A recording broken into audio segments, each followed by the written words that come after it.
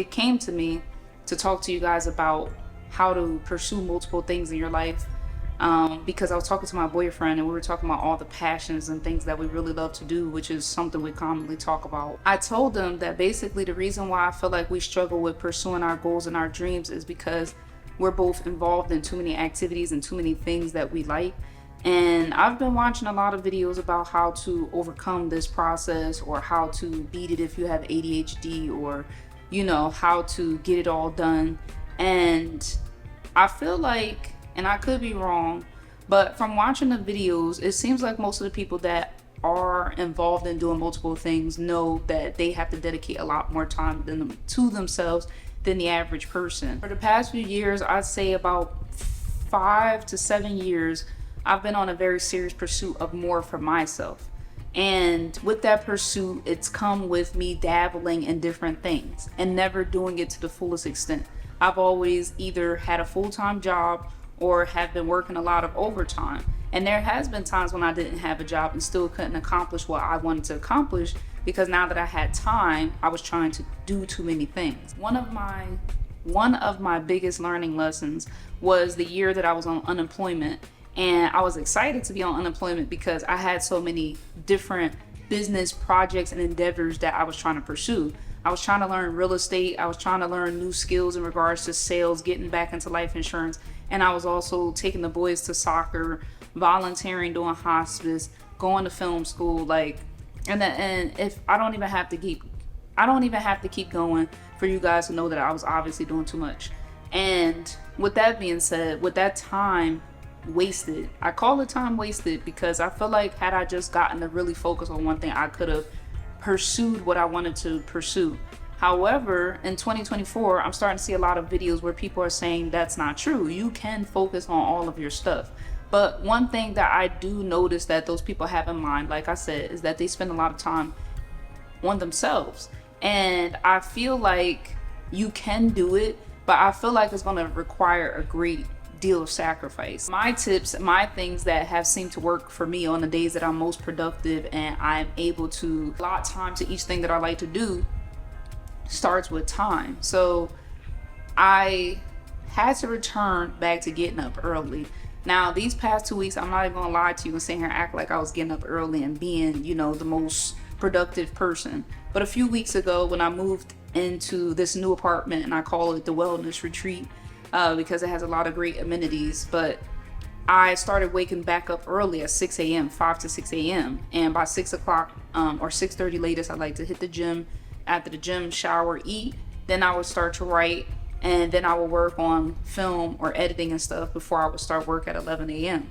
Now, with that being said, this schedule is going to be very different, and I believe I'll be working earlier in the morning. So I have to navigate that by getting up earlier. Probably 5 is my cutoff. I used to work at 4 a.m. in the morning. I also used to work at 5 a.m. in the morning. And if you're not used to that schedule, it can feel like borderline torture. So I'm not going to get up too early, and I'm not going to recommend anybody else get up too early. You never want to deprive yourself of sleep. And any schedule, person, or thing that's telling you that that's a good thing to grind and deprive yourself of sleep is most likely lying to you. It's not a good thing. Sleep is very important. For example, if I'm waking up at 4 a.m. and I'm working on my dreams, my goals, etc., but I'm busted and I can't focus, then it's not really worth it. So I pick a time that I feel like is beneficial, that's going to work for me, and I stick to that time. Now, like I said, the past 2 weeks, things have been unorthodox, struggling a bit, going to sleep, trying to find a routine. But once I get back into a routine, I know that I need to go to sleep at a certain time so I can get up at a certain time to fit in the things that I like. So that allows me more time. Whereas if I'm waking up at 10, by the time I eat and shower and go to the gym, it's already 1 p.m. Then I'm trying to write. It's already 2 to 3 to 4. Then I'm trying to film at 5 to 6 p.m., which is when I'm the least motivated to do anything. And it's just you just have to be honest with yourself about your time. You can also try using time in reverse. So when you come from work and you finish your shift, putting in at least 1 to 2 hours a day. Some people say that 1 hour a day will push you closer to your goal. But if you're involved in multiple things, 1 hour, and I know, isn't enough time to really expound upon whatever you're trying to pursue. So if you have a schedule, for example, where you work 9 to 5, from 6 to 10 p.m. may be hustle time, 2 hours on one of your skills or talents that you're trying to grow in and pursue, and the other 2 hours to the other thing, right? And then your weekends can go towards the other two things or so on. It depends on how many skills, hobbies, interests that you have. I have a lot. I want to name them, but I don't know if I can. But let me try to name them. I like writing. I love writing, actually. I love writing. I love reading. I love attending church. I love Bible study. I love time for nature, getting in the sun, walking, taking my socks off, putting my feet in the ground. I love filming and creating. I'm trying to improve and build up my social media. I want to start a newsletter. I'm trying to do a blog. I want to write more ebooks so that I can put out motivational, inspiring content that you can hold in your hands like a physical copy. You might not always want to watch me, and that's perfectly fine, but you might want a hard copy of something that can help you. And the list kind of just goes on, you know? There's also obviously self-care, social time for myself, time for friends and people I care about, and which leads me to my second point, short-term sacrifice. Short-term sacrifice may be necessary in your journey. It's hard for a lot of people to understand this, right? Most of the multimillionaires or people that are very successful did not get there by hanging out with their friends every single weekend, by sitting on the phone every single day after work, by sitting on the couch watching TV after work. It's unfortunate that you have to feel like you constantly have to go. But I've asked myself this, especially in the wake of my mom's passing. Someone who loved waking up every day and enjoying life, which is where I get my motivation to just wake up and try to make the best of each day and be happy. It's always been the motivating factor. But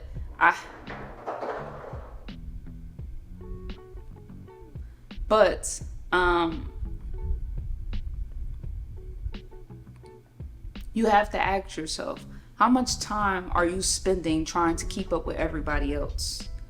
And after you've answered this question, I want you to think, like really think long and hard about this.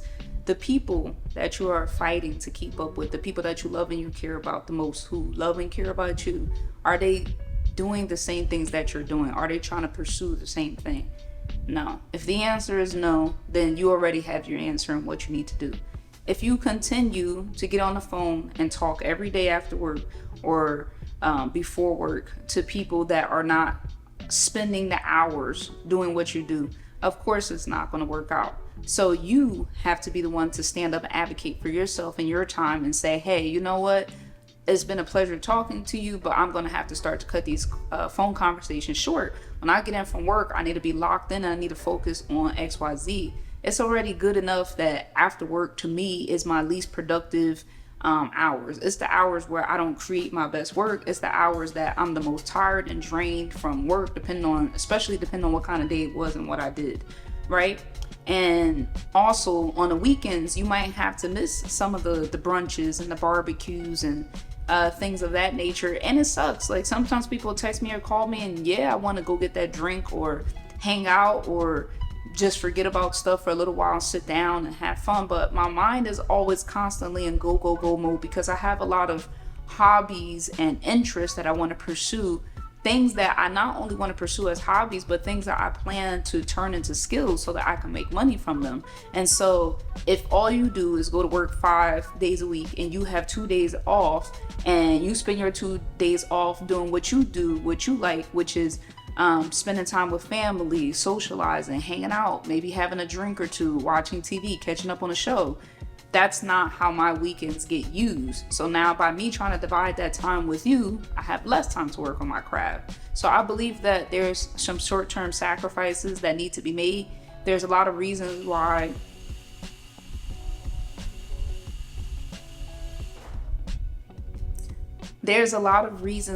people lock in and shelter in for days, weeks, months, even years at a time, and they emerge better and different because that time that you've isolated is needed to work on your goals. It's needed to pursue whatever it is you're trying to do. And so there is some short-term sacrifices that have to be made. And me personally, I go back and forth. One year I say I'm all in, I'm going to isolate myself and I'm going to do XYZ. And I hate to use the word isolate per se, but I'm going to distance myself to get my goals done. And this always seems to end up backfiring, right? When you want to isolate yourself and focus on yourself more and, buckle down and try to concentrate on a thing and get it done, you become introverted. People start calling you isolated. People start calling you antisocial, boring. I done heard it all, okay? And what disturbs me about it is that I don't really care what the people say, but then it makes me feel like I'm doing something wrong or I'm neglecting people in the process. But this season and this year is going to be about finding less needy friends and people around me, people who are more supportive, people who even in the beginning you may not understand. Okay, I can't talk to you as much, I don't understand, you suck, blah, blah, blah. That's fine. But in due time, you'll come to realize like, okay, well, even though I can't talk to Janae as much, she's working on something very important. Because the goal is never to neglect or, ignore anybody, because you can't just emerge from your little science lab after everything's said and done and just like, oh, I'm ready to be outside, and expect everybody to stop what they're doing to invite you back in when you've done nothing but turn down their invites and not want to be bothered. So I understand that. When I say I'm in creator mode or I'm locked in, I'm working on a book or a new article, I don't want to always be bothered. And I try to respectfully articulate this to people, and some people do get it and some people don't. And going forward, the people that don't get it are going to have to continue not to get it, because you also waste a lot of time by explaining yourself to people when you're on a journey that you can't really explain. You're trying to do something that does not have an explanation. Some people want to know exactly when, why, and how you're going to execute said plan, and you may not have no answers. You may just have to make a short-term sacrifice to give up some of those activity and things that serve you no purpose to really focus on what you say you want. Or else, when it doesn't work out because you're not putting the time in, you can't really complain. You can only play the victim and say, you work so hard on it, you don't know why it's not panning out. But in hindsight, 2 to 3 hours a month, 3 to 6 hours a week, 4 to 5 hours here and there, but not next week, and it's inconsistent, just really isn't going to help you tip the scale. Especially if you're somebody who's pursuing multiple things, you now need more time to get things done. I would give you some tips on how to balance that, but I feel like deep in your heart of hearts a lot of times what you need to do. Because when I had this conversation with my boyfriend, I said, I know what I need to do, but I'm just not doing it. I'm constantly trying to remain checked in with people and kind of neglecting myself in the process. I'll be working on a really important project and I'll say for the next 2 weekends I'm locked in. And somebody will invite me to something and I'll give it 1 weekend as opposed to 2. And I'm just not planning to do that anymore. And I hope that you guys are not planning to do that anymore, to really focus, because this could be your year, your month, or your season if you really lock in and you make those short-term sacrifices. And another way that I feel like you can explore your multiple passions is to jot down all the things that you say you love and want to do, and then decide, are you doing this for expression? Are you doing this to help others? Are you doing this to make money? And trying to start to prioritize what needs to be on the list and what does not need to be on the list, okay? And I know I said that this video is about doing everything, but some stuff you don't need to be doing. Like, for example, I want to crochet real bad. Like, I've been wanting to crochet for months. Like, it's been almost a year now.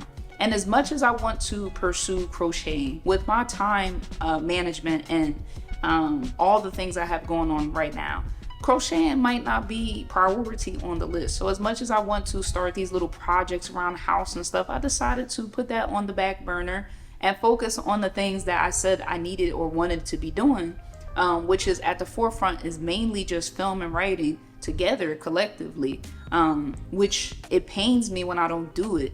And the reason why I'm saying that to you guys is because if you really love the things that you do, it hurts to not be able to do them. Like, there are times when I've literally had to, sit around and work through my feelings of not being able to do something I really liked or loved doing. And if you really like or love doing something, you need to decide what's really, really, really important to you. And you need to prioritize those things that are important to you over anything else at the moment, temporarily. A lot of people have said for 6 months I sat in the house and I did nothing but write every single day. And next they're like a multi-millionaire, or they're on TV, or they've now received exposure for their work. Whereas you're still trying to dabble, and you're taking 6 months to even write the first chapter is just not going to push the needle forward. So I really want you guys to understand that prioritizing is important.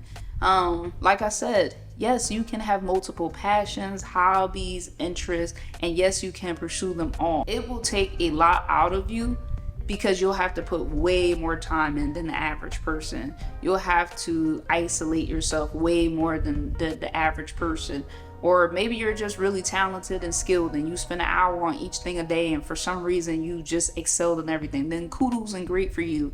And if you are that person, then you need to, go in the comments and share the tips, because I would love to know how. I'm not opposed to learning or, finding new ideas and ways. That is how I kind of work through things. That is how I've kind of find my sanity, so that I could stop being the jack of all trades and the master of none. Because for years I fought, tooth and nail with trying to do everything, and it just didn't work. My schedule was super unrealistic. I looked at my to-do list, and on my to-do list I had edit, write, read, record, workout, do this, do that, and every day I'd go to sleep and I'd feel defeated because I felt like I didn't accomplish anything. And the reason why I felt like I didn't accomplish anything is because I did not accomplish anything by overworking myself, and then that led to disappointment and feeling overwhelmed, and then you're in a cycle. So you can explore these multiple things, but I want you to think real long and hard about if you're able to withstand that journey, okay? Because when you start to isolate yourself, when you start to really, really, really focus on yourself, you are going to get a lot of chatter and feedback for the most part. And if you don't get chatter or feedback, the chatter or feedback from, let me make clear, you might get a lot of chatter and feedback from your friends and family and, people that are closest to you that you wished or hoped that would understand, but they don't. However, if you do have a supportive social circle or group, you may experience the chatter within yourself. You might go to sleep at night feeling guilty, or just feeling lonely, because being a creator or being on the pursuit to something better or a journey of self-improvement is very, very lonely and isolated work a lot of the times. It's fun if the people around you love and enjoy doing what you enjoy doing as much as you do. But when you don't,